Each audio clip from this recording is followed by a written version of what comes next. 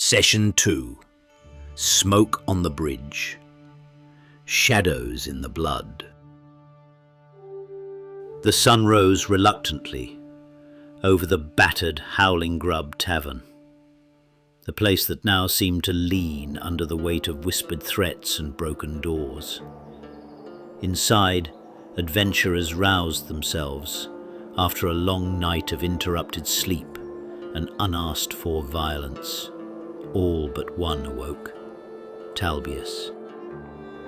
They dreamed on and remained deep in slumber, entirely unaware that their companions were interrogating assassins and preparing for the long trek to the fabled valley of Goldhaven in the distant mountains. In the back room, a bandit leader, the same woman who had once smiled over her tankard before trying to gut them, sat bound and bitter. Vabu's sister had spent the night between interrogation and anger with the arrogant rogue. When her temper snapped again, she left the prisoner in the care of the party, storming off to argue with Vabu, their shouts and the crash of thrown glass ringing out on the upper floor. The adventurers took their turn questioning her. She gave little, no names, no purpose, only this. It's getting closer. A cold whisper, a promise, not a threat. That's when Sadura, ever attuned to things unnatural, noticed a gold pendant at the woman's neck, an innocuous trinket, if not for its strange luster. The chain was plain leather, worn thin. Sadura tore it free. The woman's eyes went wide in a mixture of both panic and awe, and perhaps relief. Freedom, She exhaled. She collapsed on the back room table. No violence, no poison, just stopped. Zuranzis, careful and curious, inspected her corpse. Her blood had turned, metallic, reflective, like molten coin left in winter frost. It began to crystallize slightly, crackling as it cooled within the body. Sadura's face paled as she darted from the room in horror. Confused with the consequence of her rash actions, melancholy, she chose a stiff concoction to start her morning and ease her nerves. Curious, Zuranzis gathered a small quantity of the strange blood in an old beer bottle for further examination. Still, as mortals do, they made order from chaos. The bandits had left loot, golden trinkets, map scraps, and strange supplies. The party split the rewards of the previous night's combat. Pax, ever daring, accepted a bottle labelled Kick Butt, a gift from the orc bartender who'd once floored him with drink. Zuranzis, curious about such an exotic cocktail, examined it and whispered grimly, "This reeks of necrotic essence." Pax smiled wider. Artorius finally received a chance to pet the tavern's elusive cat. He said nothing, but the tightness in his jaw eased, if only for a moment, as he gently scratched the feline's chin. Even through his armor, he could feel the warmth as his eyes began to mist under his visor. They received a torn half of a map. On one side is the entrance to Goldhaven, on the other are the words, "Never sleeps, never sleeps, never sleeps." Kellen, ever cheerful and ever clueless, babbled to the bartender about scrolls and destinies, his voice only half heard amid the clink of mugs. Zisgard, without notice of the rest of the party, pocketed the dead woman's last remaining possession. The golden pendant clicked as it hit the bottom of his jacket pocket. Sadura received a flyer from the Golden Bough Inn, offering free drink, a meal, and a night. Investigation check offers a note, "Don't eat the stew." Euphony pocketed a rough and worn Goliath pendant. Maybe someday she will see what Pax might know of this. Zuranzis found an orc earring. Maybe if he crosses paths with Varbu again, he might recognize something special about this. Pax recovers a rough, carved wooden pig. There doesn't seem to be anything special about this pig. Some additional golden pendants went into pockets as well. After the chaos of the tavern's midnight bandit assault, morning brought something unexpected, a snore. From beneath an overturned table in the main room of the Howling Grub Tavern, an older man stirred, rubbing his eyes and blinking as if he'd just woken from a nap instead of having miraculously slept through an entire violent ambush. His name was Barty Grimsaddle, a travelling merchant, veteran wanderer, and self-declared purveyor of wonders, secrets, and semi-reasonably priced oddities. Barty radiated grandfatherly charm, with a face full of smile lines and a vocabulary thick with cheerful superlatives. He was equal parts kindly and canny, clearly used to sweet-talking adventurers out of their gold, and still sharp enough to haggle like a champion. Though a bit absent-minded, Barty had a sharp memory for inventory and an instinct for when danger was near, which, in hindsight, explained why he slept under the table during the attack. Barty led the party outside to his travelling wagon, parked behind the tavern, an old, colourful thing plastered with faded sigils and hung with dangling charms. He was in the midst of unlocking its rear door when something inside stirred. Crumgrum, a burly, simple-minded dwarf with a wide smile and an obsession with drink, had wandered the streets the night before and, finding the wagon unattended, climbed inside and fallen asleep. Startled and confused, Barty yelled at the intruder. Out! Out! Shoo! That's not a bed, that's a traveling emporium of exotic splendor. But as Crumgrum stumbled out with a sheepish grin and stretched like he'd just enjoyed a fine nap in a feather bed, Barty's anger melted.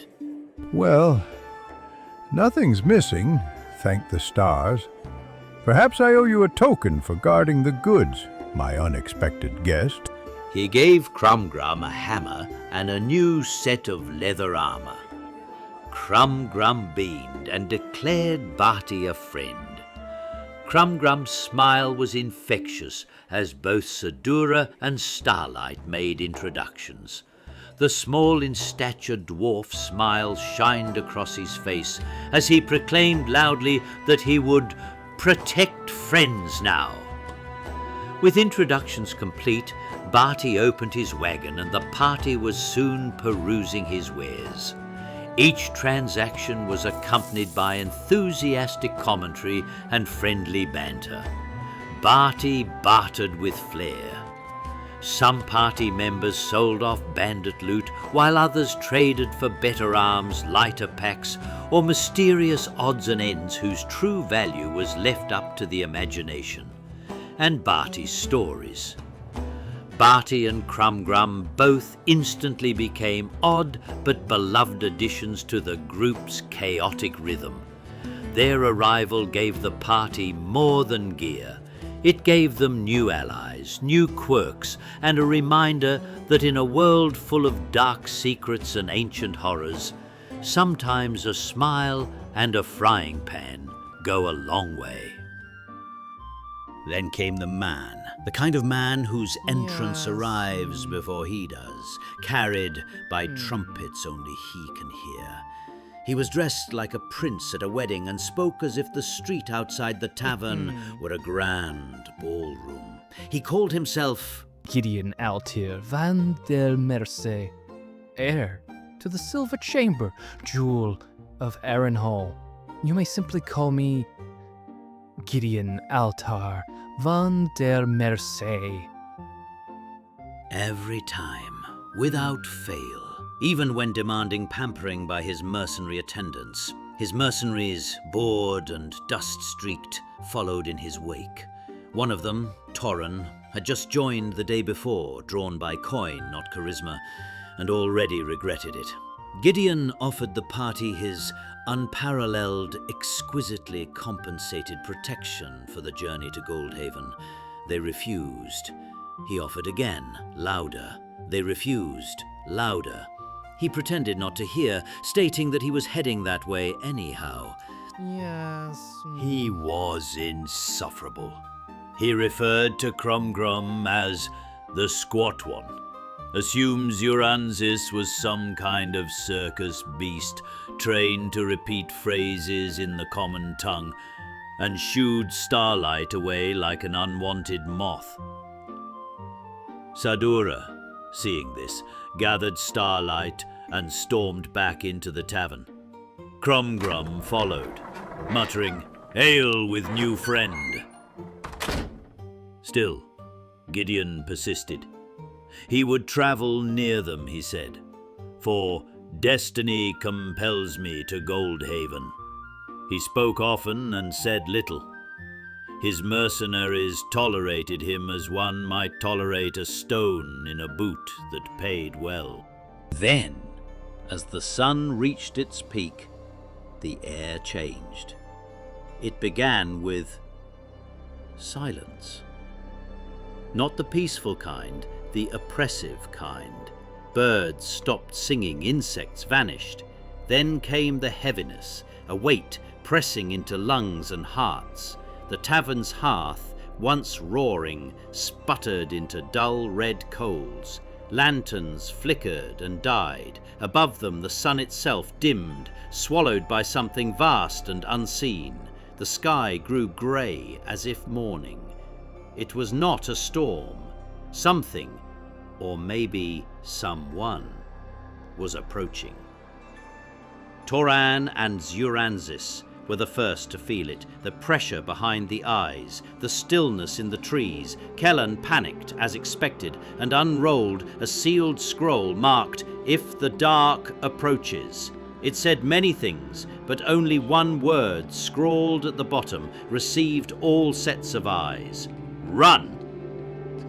Barty Grimsaddle, bless his trembling old bones, leapt into his wagon and shouted for anyone small to hop aboard. Zisgard, Kellan, Starlight and Crumbrum climbed in. The rest ran alongside as the wagon thundered away from the town.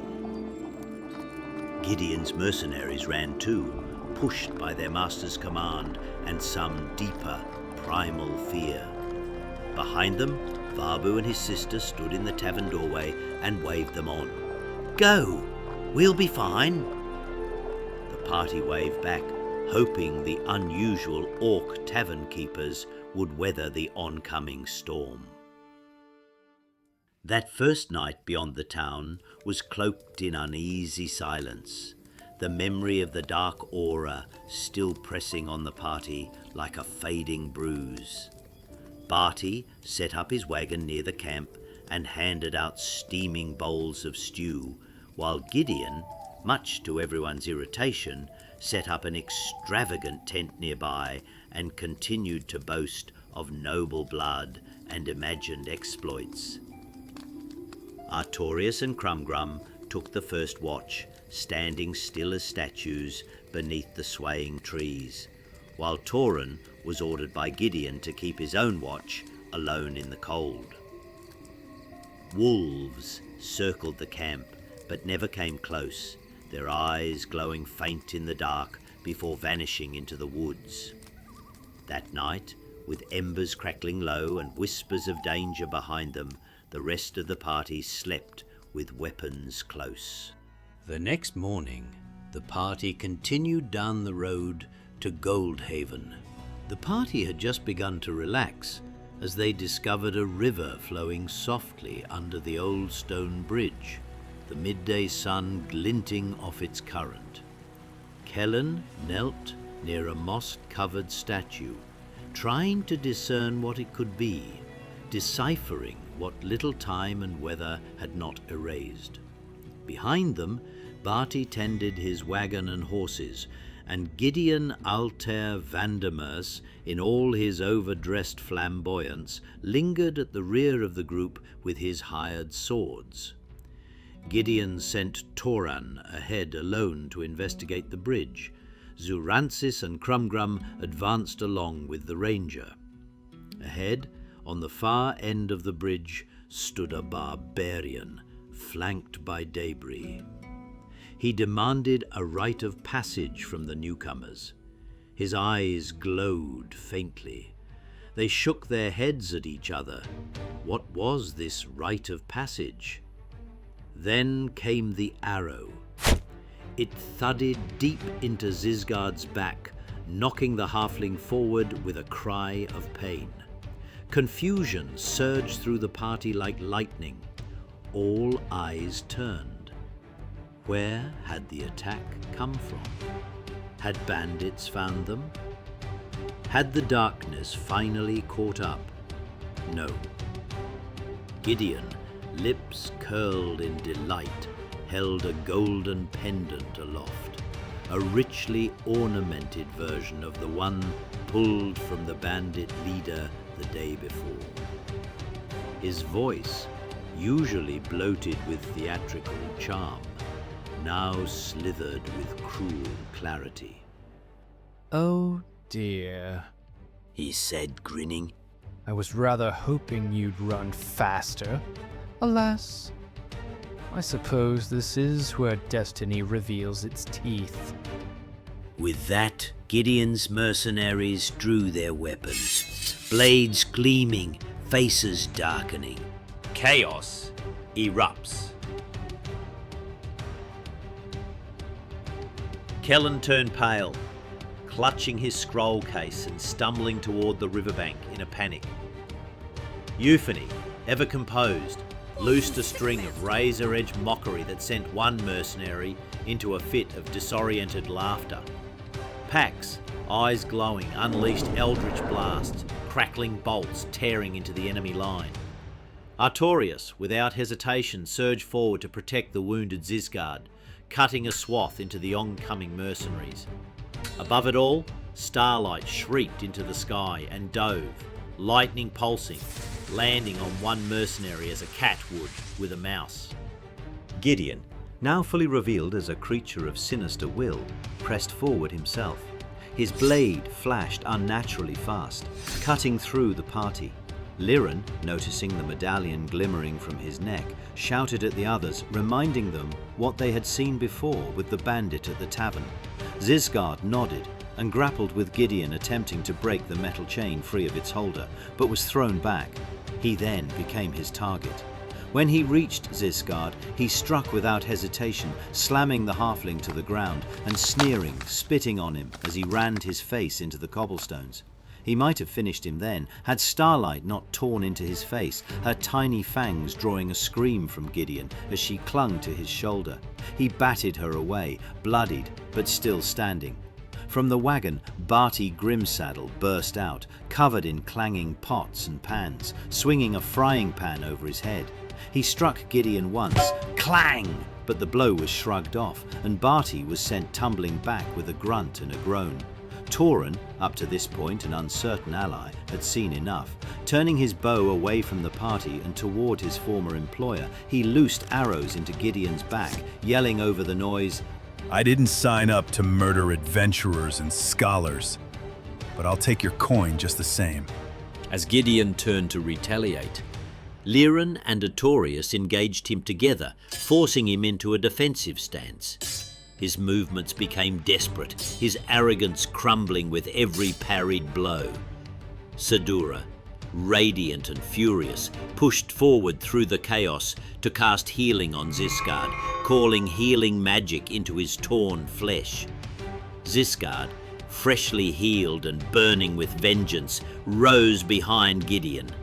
With a swift movement, he slashed Gideon's Achilles tendon, sending the corrupted noble staggering. Then, As Gideon collapsed to his knees, Ziskard drove a dagger straight down into the top of his skull. The blade sunk deep. The pendant pulsed once and went dark. Gideon Altair van der Merse, prince of pretense, heir to a far-off land, fell forward and did not rise, his blood slightly sharpening as it began to crystallize. As the battle with Gideon was raging, Juranzis and Krumgrum held the bridge's far end. The axe-wielding man attacked. The first blow came for Juranzis, a wide overhead chop meant to cleave skull and shoulder alike. But the Dragonborn was faster, sidestepping the blow. He slid back a half step, circling. You swing like a tree in the wind. Juranzis quipped. Big, loud, and very easy to cut down. Don't worry, I'll make a note of that and put it in your chart. Krumgrum, smile gradually fading, stepped forward. He didn't laugh. He didn't shout. He just entered his rage, a transformation not of volume, but of stillness, like a boulder that had simply decided to not be moved. His face, emotionless as his eyes, focused on the enemy in front of him. Protect friend. Krumgrum swore under his breath as he swung mighty with his axe. As the barbarian staggered, Zorantzis darted in, using his opponent's off-balance stance to land a series of shallow but precise blows along the man's thigh and ribs. He moved like water, fluids shifting, while Krumgrum was the approaching storm. The barbarian, now bleeding heavily and filled with fury, turned all his attention to Krumgrum, raising his axe overhead in a reckless two-handed arc. But this time his grip slipped. Whether from blood, sweat, or fury, no one could say. The axe came down at an awkward angle, and in that instant his own momentum drove the blade into his thigh. The howl that followed echoed across the river. The barbarian dropped to one knee, hand still clutching his weapon, eyes wide with disbelief and fury. Krumgrum looked down at him. I protect friends. Then Krumgrum raised his axe, not with theatrical flair or battle cries, but with a grim, blank expression. The kind of look that stone might wear before falling from a cliff.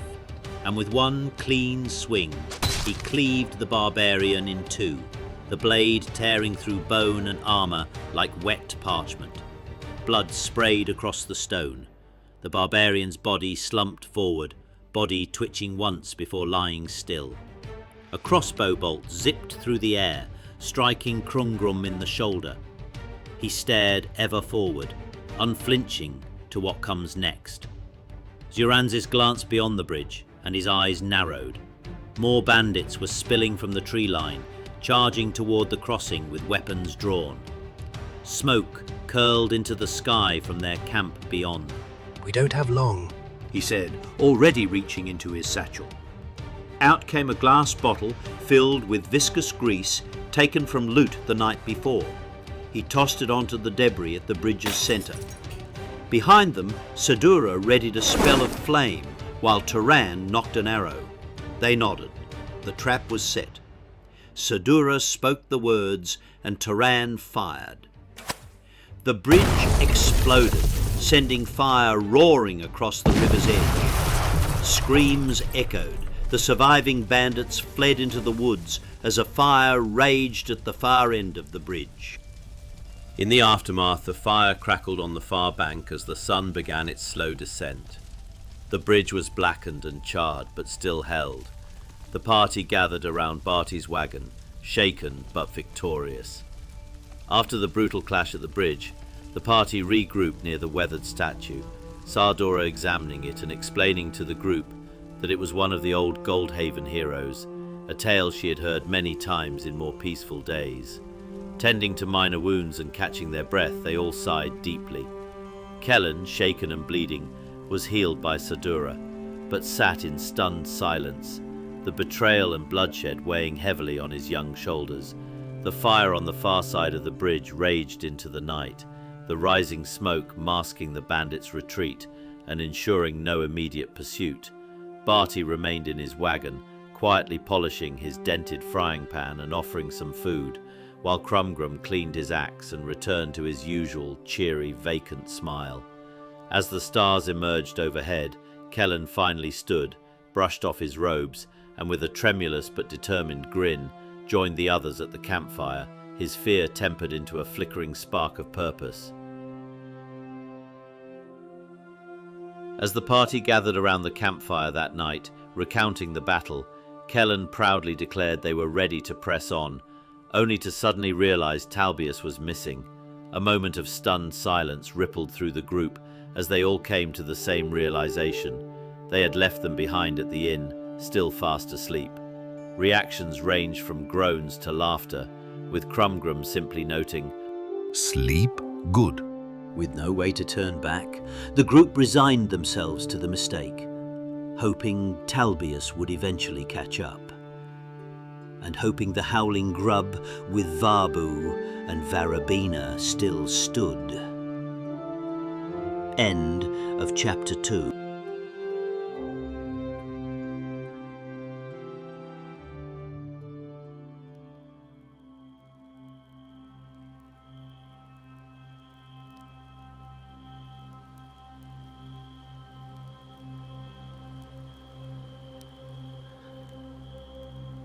Things are not going the way I expected, Master.